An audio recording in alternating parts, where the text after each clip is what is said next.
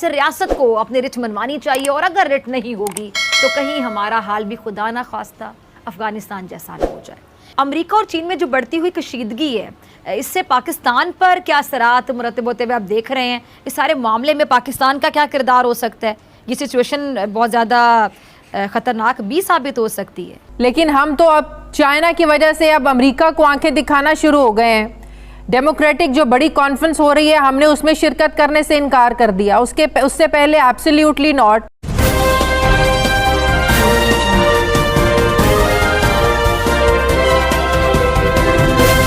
क्या ये वतीरा बदलने की जरूरत नहीं है? क्या खुद को बदलने की जरूरत नहीं है? अगर खुद को नहीं बदलेंगे और यही खेल चलता रहेगा तो ऐसे कैसे चलेगा? कैसे बदलेगा पाकिस्तान? खुद को बदलो फिर बदलेगा पाकिस्तान। अगर ऐसे ही चलता रहेगा तो ऐसे नहीं चलेगा। दहशतगर्द जमात से मुज़ाकरात से मुतालिक हुकूमत गलती ना करे। तहरीक तालिबान पाकिस्तान से मुज़ाकरात का अज़ खुद फैसला किया है। हुकूमत को चाहिए कि पार्लिमान में मुशावरत करे। दहशत गर्दों ने जो टांक है वहाँ पे हमले किए, दहशत गर्दों के लिए पाकिस्तान में कोई जगह नहीं होनी चाहिए। अच्छा, रियासत को अपनी रिट मनवानी चाहिए और अगर रिट नहीं होगी तो कहीं हमारा हाल भी खुदा ना खास्ता अफगानिस्तान जैसा ना हो जाए। अच्छा, दूसरी जानिब कुछ मकामी और इंटरनेशनल अखबारात में ये खबरें चल रही थी कि कल-अदम तहरीक तालिबान पाकिस्तान ने पाकिस्तान हुकूमत के साथ 1 महीने तक जारी रहने वाली जंगबंदी में तौसी करने से इनकार कर दिया और इल्ज़ाम लगाया कि पाकिस्तानी हुकूमत पहले से किए गए फैसलों पर अमल करने में नाकाम रही है। अब इसके जवाब में वफाकी वज़ीर इत्तलात फवाद चौधरी कहते हैं और कहा है कि जो हमारे आइन और कानून का एहतराम करेगा उसके साथ बातचीत करेंगे, वरना पहले भी लड़े थे, दोबारा भी लड़ेंगे।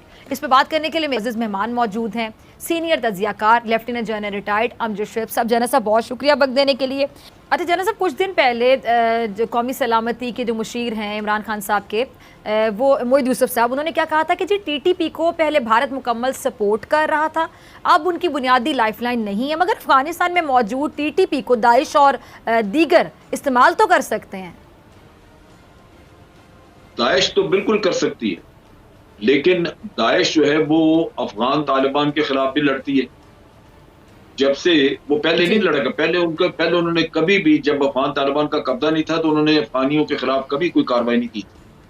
लेकिन जब से, और ये दाइश जो अभी वहां पे है जिसे खुरासान चैप्टर कहते हैं, ये भारत के कंट्रोल में था। अब जब वहां से भारत निकल गया, अमेरिका निकल गया, तो अब वो अफगान तालिबान पे हमले करते फिर रहे। तो इन हालात में जंगबंदी में तौसी मुमकिन नहीं है, तो क्या कहेंगे? TTP मुज़ाकरात में कोई और जो कह रहे हैं कि मुल्क दरार तो नहीं डाल रहा, या फिर कोई इसके अलावा कोई वजह हो जो आपको समझ आ रही हो? तो वो तो चल ही नहीं सकता जब तक कि बाहर की कोई हुकूमत उनको पैसे ना दे। हमारी एक मजबूरी थी, क्योंकि अफगान तालिबान के जरिए ही हमने इनको डील करना था, क्योंकि ये अफगानिस्तान में है। तो अफगान तालिबान ने अपने लोगों को माफी दे दी और हमें कहा कि जी आप भी इनसे बात करें, तो वो एक मजबूरी के तहत बातचीत हुई। लेकिन अगर रसूल हमारा प्रिंसिपल जो हमने रखा, प्रिंसिपल हमने ये रखा कि जनाब हम अपने पाकिस्तान के आइन और कानून के तहत बात करेंगे। अगर कोई शख्स पाकिस्तान के आइन को नहीं मानता तो उससे फिर बातचीत का कोई फायदा नहीं। लिहाजा उस लिहाज से अगर मैं देखूं तो सारी डिमांड आपके पास वो लेके आएंगे जो आपको काबिल कबूल नहीं होगी। नतीजा ये कि ये मुज़ाकरात किसी न किसी वक्त नाकाम होंगे। अब जरूरत इस बात की है कि ये अफगान तालिबान की जिम्मेदारी थी, जिन्होंने एक इंटरनेशनल एग्रीमेंट के तहत ये तय किया, वादा किया कि उनकी सरजमीन किसी के खिलाफ इस्तेमाल नहीं हो। अब ये उनकी जिम्मेदारी है। पाकिस्तान को इनसे बात करने के बजाय अब अफगान तालिबान से बात करनी चाहिए कि आप बताएं आप अपनी जिम्मेदारी कैसे पूरी करेंगे, और फिर अगर वो अपनी जिम्मेदारी नहीं पूरी करते फिर पाकिस्तान को हक हासिल है कि वो अपना रास्ता इख्तियार करे। पाकिस्तान बेशक फिर कोई जाके तो सर्जिकल स्ट्राइक्स करके आए या कुछ भी करे, वो फिर हमारी जिम्मेदारी है। अमेरिका और चीन में जो बढ़ती हुई कशीदगी है, इससे पाकिस्तान पर क्या असरात मुरतब होते हुए आप देख रहे हैं? इस सारे मामले में पाकिस्तान का क्या किरदार हो सकता है? ये सिचुएशन बहुत ज़्यादा ख़तरनाक भी साबित हो सकती है। देखिए, पाकिस्तान के लिए ये जरूरी है कि वो अमेरिका के साथ भी ताल्लुकात रखे, लेकिन ये हमारी जवाबदीद पे नहीं है, ये अमेरिका की ख्वाहिश पे। अगर अमेरिका ख्वाहिश रखेगा तो पाकिस्तान लाजमन आगे ताल्लुकात रखेगा। वो सुपर पावर है, अगर वो पाकिस्तान को बिल्कुल किसी तरफ ही ना मुंह ना लगाएं, बात ही ना करें, तो फिर आप तो जबरदस्ती ताल्लुकात उनसे नहीं रख सकते। इसलिए पाकिस्तान का जहां तक नीयत का ताल्लुक है, हमारा कोई मसला नहीं। हम चाहते हैं कि अमेरिका के साथ भी रिलेशन अच्छे ताल्लुकात रहें।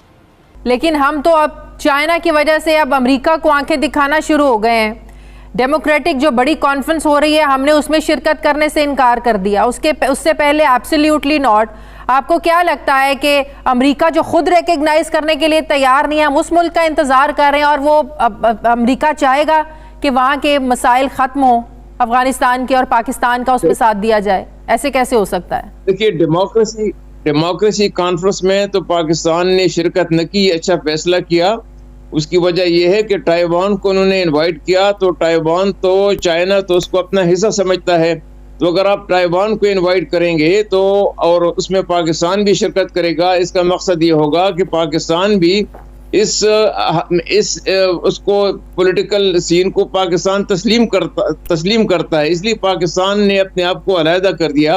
और वैसे भी आप देखें कि अमेरिका का तो हिंदुस्तान के साथ स्ट्रेटेजिक पार्टनरशिप एग्रीमेंट है साउथ चाइना सी के हवाले से, तो पाकिस्तान तो अब चाइना की तरफ मजीद झुकेगा, पाकिस्तान तो मजीद चाइना की तरफ जाएगा, क्योंकि उसके लिए तो कोई रास्ता नहीं है। अमेरिका ये सब कुछ देख रहा है, इसलिए वो ये समझता है कि अगर अफगानिस्तान में तालिबान की हुकूमत फेल हो जाती है तो इसके असरात सी पैक पर पड़ेंगे, वन बेल्ट वन रोड पर पड़ेंगे, और चाइना की जो बालादस्ती है उसको चैलेंज किया जा सकेगा और अमेरिका अपने लिए मज़ीद इत्तेहादी ढूंढ सकेगा। यही वजूहात हैं कि वो अफगानिस्तान में तालिबान की हुकूमत को नाकाम देखना चाहता है।